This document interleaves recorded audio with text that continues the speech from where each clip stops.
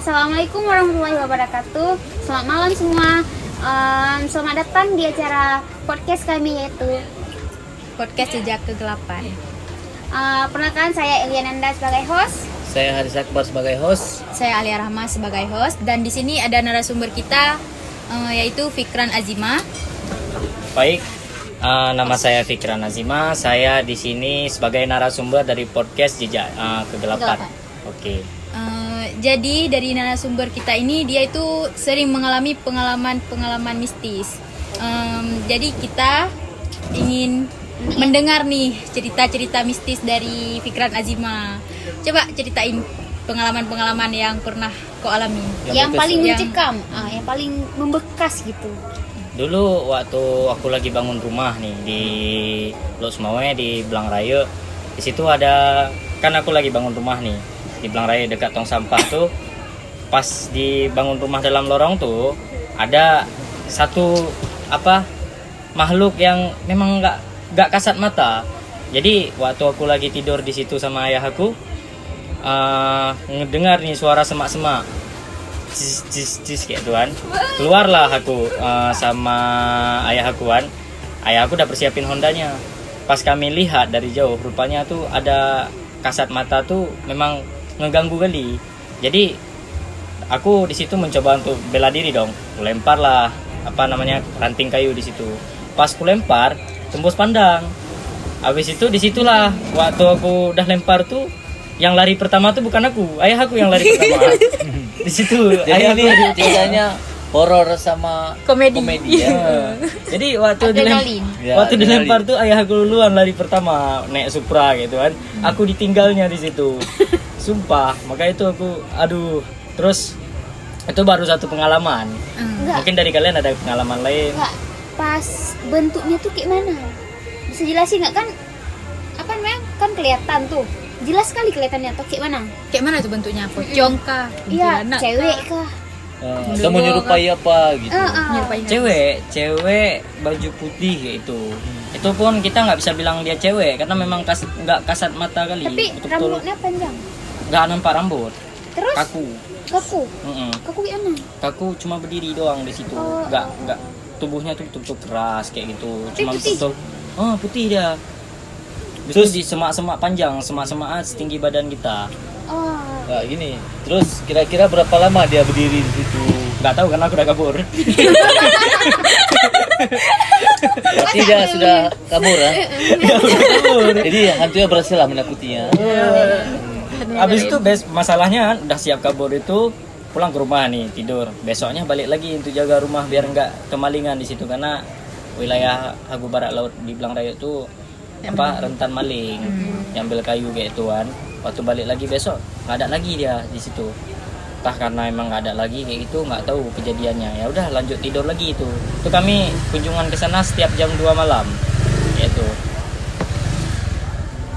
Pas jam 2. Pas jam 2 malam. Memang kami tiap hari tidur di sana jam 2 malam. Khusus jam 2 malam. Jam 2 malam. Emang Belang Raya tuh, aku di hutan bangun rumah dulu tuh. Memang tanah kosong. Nggak Sekarang ada tinggal apa-apa. situ kan? Sekarang tinggal di situ, udah botak, ada di ini semua. Jadi nggak ada lagi yang gitu-gitu. Pohon beringin di situ aja udah dipotong. Oh, mungkin penghuni situ. Enggak, Bisa jadi. tapi mungkin Anda sudah yakin emang itu sosok halus-halus gitu. Dilempar aja tembus pandang, kayak mana nggak yakin kali. Mana kita. tahu orang lagi buang sampah atau apa gitu kan. Nggak mungkin, karena dia cuma berdiri doang. Karena itu masih lingkup perkarangan warga ada. Ya cuman dia berdiri di situ lah karena emang udah panik. Ya udahlah kabur aja. Aku nggak bisa ngejelasin secara detail karena emang ya udah kabur kayak itu. Sama-sama kabur lah. Ya. Bahaya kali emang. Kenapa bahaya, emang dikejar? Takut lah. Siapa yang nggak Emang kau takut? takut hantu? Kau juga kalau nampak. Agak aneh bos nih ya. Agak tuh. Ya iyalah ada hantu-hantunya di situ. Tuh kalian baru dengar satu pengalaman. Aku ada pengalaman lain nih. Boleh diceritain. Boleh diungkapkan di podcast kami ini. Silakan. Pertama dulu kalian pasti kenal Ibda lah kan? Tahu. Tahu. Ibda, aku, Fataya. Habis itu beberapa kawan kami SMK. Kami kan mandi di Arun tuh ada kolam nggak salah kan? Ya, Arun ada. Mandi kolam di Arun kan? Enggak malam. Kami enak kali mandi di situ. pas sudah siap mandi di jam 5 sore kayak itu, udah siap-siap kami mau pulang, dibilang lah sama kawan kami dari SMP 5 tuh, si Arif, oi kita kunjungin villa kosong yuk. Berkunjunglah kami di villa kosong. Itu Sore berkunjunglah kami. Jam berapa? Jam 5 sore. Siap-siap mandi, siap-siap mau pulang, rupanya nggak jadi. Cari villa kosong, dapatlah villa kosong di situ kan. Masuklah, parkir dulu kami di dekat lapangan. Ini villanya nih, ini lapangan. Di sini kami parkir. Dah, kami jalan di sini kayak orang uji nyali.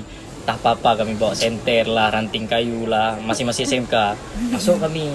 Pas kami jelajahi di situ, kok banyak bunyi-bunyi yang bunyi barang jatuh, bunyi dipukul dinding kayak itu. Ini nyata ya? Ini nyata ya. Ada rekamannya atau gimana? Nggak ada. Betul-betul nggak ada. Kami kalau aku nggak ada HP itu. Si Ibda tuh masih HP Vivo, si Fataya masih kayak mana? Masih bocil kali SMK kan. Jelajah kami situ, gedebam. Tak takut? Nggak takut. Pertama kami panik ada, kayak udah siap-siap kan, ancang-ancang mau keluar kan.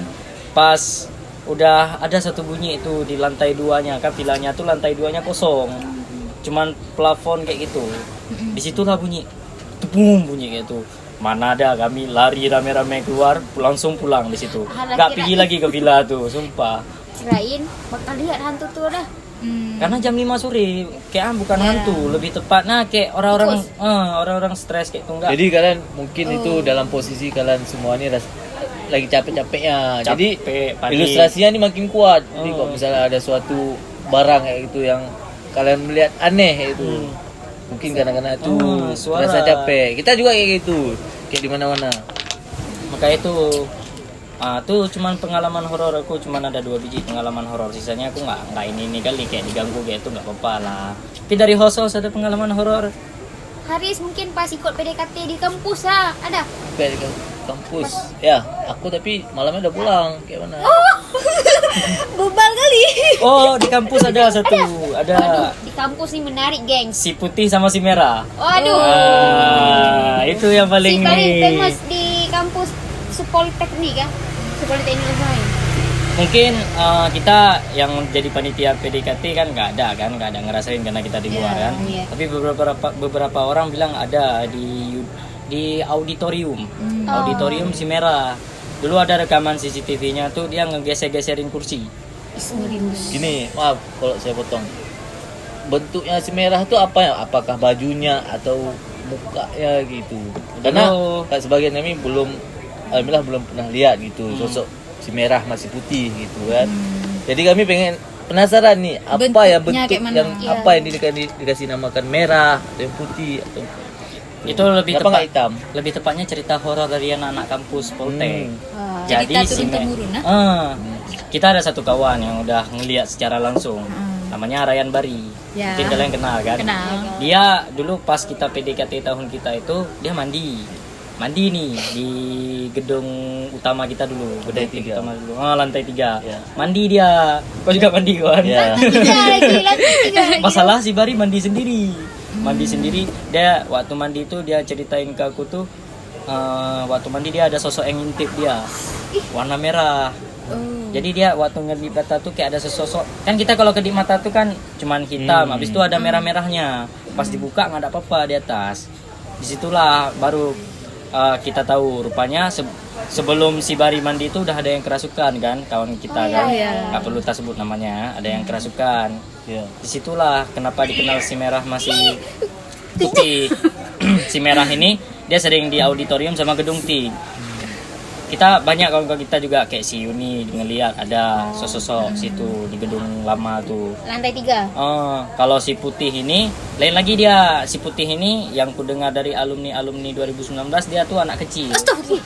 La ilaha illallah. Dia anak kecil. Inilah pertanda kalau bahwasanya kita Jadi udah Maaf ya teman-teman, tadi ada sedikit kesalahan teknis. Jadi sekarang mari kita lanjutkan cerita teman kita tadi. Jadi sampai mana tadi? Sampai di alumni 2019 bilang. Jadi alumni 2019 tuh pernah bilang kayak gini, si putih itu bentuknya kecil, anak kecil ya. Anak kecil ya. perempuan. Anak kecil Dia gini, waktu aku pernah nih cerita ya, waktu pengalaman aku pernah duduk di Sekret Hikmatik sama Bang Daniel sama Rahel. Aku duduk, Rahel keluar. Itu Sekret Hikmatik lama apa yang baru? Lama. Oh, yang lama, yang di gedung utama. Lama. Waktu duduk di Sekret lama tuh ada suara yang masih dalam gedung, suara-suara pintu buka kayak itu. Pas aku ngintip keluar nggak ada. Habis itu kata Bang Da kayak ini. Tuh di ruangan dekat lobi lantai 3 tuh ada si putih tuh. Aku nggak ngerti apa maksud Bang Da tuh kan. Waktu aku ngintip nggak ada apa-apa emang. Dia memang feelingnya kuat. Jadi waktu itu kami langsung pulang karena dah dirasa nggak enak lagi. Nah si putih ini anak tik sering diganggu kayak itu ngintip. Waktu ditik waktu gedung utama tuh si putih tuh dia anak kecil dia cuman iseng ngeliat doang aja. Ke kamar mandi ngintip. Anak sanggar juga ada kan, sekret sanggar kan di lantai 3 samping polisi itu lah. Nah, polisi anak sanggar Hikmatik itu sering dulu tuh di gedung lama diintip sama dia, masih putih itu. Tapi alhamdulillahnya si putih ini nggak ada kayak ngeganggu, ngerusuh, paling jatuhin barang kayak itu dia ngintip kayak itu dia. Berarti si merah dia ada ngerusuh kayak gitu ya? Oh, yang ganggu dia. Si merah tuh memang ngerusuh kali dia. Auditorium diacak-acak kursinya. Iya. Abis itu si Bari lagi mandi nih ngintip dari atas kayak gitu. Itu si merah. Berarti kalau misalnya nih, menurut cerita nih ya, kalau misalnya hantu kalau dia berwarna merah itu tandanya lagi marah. Biasanya. Nggak tahu Berarti juga. dia Tapi nggak tahu juga. Bisa Mungkin dengan sikapnya kayak gitu suka mengganggu ada. Suka Oh, si merah tuh berarti kalau Jahat. si merah tuh dia gede orangnya. Maksudnya Hantunya. makhluknya tuh gede ya. Kalau gede itu yang kecil. kecil. Oh ya, masuk ngintip si putih tuh kayak mana dia ngintip ya? Ngintip dari atas, memang ngintip itu. Kayak gini. Ah, Langsung kayak nampak. gini, Langsung langsung nampak. gini. Ah. Tiba-tiba misalnya lagi ngoding. Bom, itu. Tahu juga. Kayak gitu dia. Iya. Iya. Ada yang pernah? Si Bari kan yang ngintip sama si merah. Itu si merah enggak si putih nih? Si putih enggak. Si putih dia sela-sela. Misal nih ada sudut ruangan tuh. Sudut ruangan tuh si putih ngintipnya. Dia memang ngintip kayak anak kecil ngintip. Kayak mana anak kecil ngintip? Kayak gitu dia ngintipnya. Tapi kan pas ngintip tuh emang nampak kayak gitu ya? Enggak, separuhnya doang. Dia pun masih kasat mata juga. Enggak jelas-jelas kali. Si merah pun enggak jelas-jelas kali. Oh, kira kan dalam bayangan aku mukanya tuh kayak tau lah kan dia sendiri sendiri. Bahkan Bisa tidur. bahkan ada cerita nanti juga di kolam hijau juga ada. Di kolam hijau tuh. Kalau hijau emang ngeri karena hutan. Kolam hijau kan ada pohon-pohon di belakangnya tuh situ ada, di gedung auditorium juga ada, di gedung T juga ada. Dari kita lihat dari bentuk dari anak 22 yang kemarin kerasukan aja udah tahu kita. Alhamdulillahnya anak 23 nggak ada yang kerasukan. Di situ nggak dikali itu cerita-cerita dari kampus, hantu-hantu kampus. Dah gitu. Enggak, tapi di audit tuh kan kenapa kayak Sakral kali kayak Iya. kalau misalkan sore itu Maghrib. emang udah nggak boleh lewat apalagi cewek. Kenapa itu? Kalian tahu kan kalau kami kan aku, Vivi, Sobeh, si Sarah baru aja kemarin pulang kan dari antar proposal Oh tuh kan. iya tahu. Lampunya kedap-kedip Di Oh, di mana? dekat auditorium. Emang Tek tek tek tek ya kan. Nah, lampunya Setiap kameramen malam, aja bilang iya. Nah, jadi waktu Nggak tek langsung? tek tek tek tek kayak tuh. Lampunya memang nggak pas. Man, auditorium tuh memang menyeramkan. gedung auditorium belum Gedung selesai. lama. Gedung Auditorium tuh di mana? sampai Audit lapangan. sampai lapangan tuh. Audit. Oh, Auditorium panjangannya tuh kok berat bahaya tuh emang. Ada kursi udah capek-capek di itu diserahin lagi. Nggak di situ bahaya kali. Ya, aku ada satu cerita nih pas kita PKKMB, pas kita ospek. Pas itu kan kita pulangnya jam 6-an kan. Hmm. Jadi kawan aku nih 2 orang. Si Putri. Bukan, gue 2 orang, aku lupa siapa. Ada yang lihat kayak orang gantung diri sih. Di mana? Itu habis kerasukan. Di mana tuh? Audit, pas kita PKMB dalam audit. PKKMB. Pas kita ospek. Habis kerasukan tuh tiba-tiba kan orang yang bilang kan pas lihat Bentar, ada pas yang ospek kita ada yang kerasukan. Pas Ada. kita ospek. Ada di bawah. Aku tahu siapa, cuman nggak sebut dari sini. Iya. Masih orang yang sama kah? Ya. Kan tuh. Oh. Masih yang orang sama. pas kita PDKT juga dia. Iya. Ya. Oh, Oh, pas kelas kelam tuh di lantai 1. Maksudnya di bawah kan ada itu ada atas juga ada kan. Disitulah memang audit tuh ceritanya emang ngeri-ngeri di situ. Penasaran kan soalnya kan ada yang gantung apa ada orang bunuh diri mungkin Mungkin tuh dari cerita-cerita mahasiswa juga. Mungkin kita belum tahu. Mungkin kalau memang lebih banyak pengalaman tuh anak asrama lebih banyak pengalaman gitu. Kameramen lah.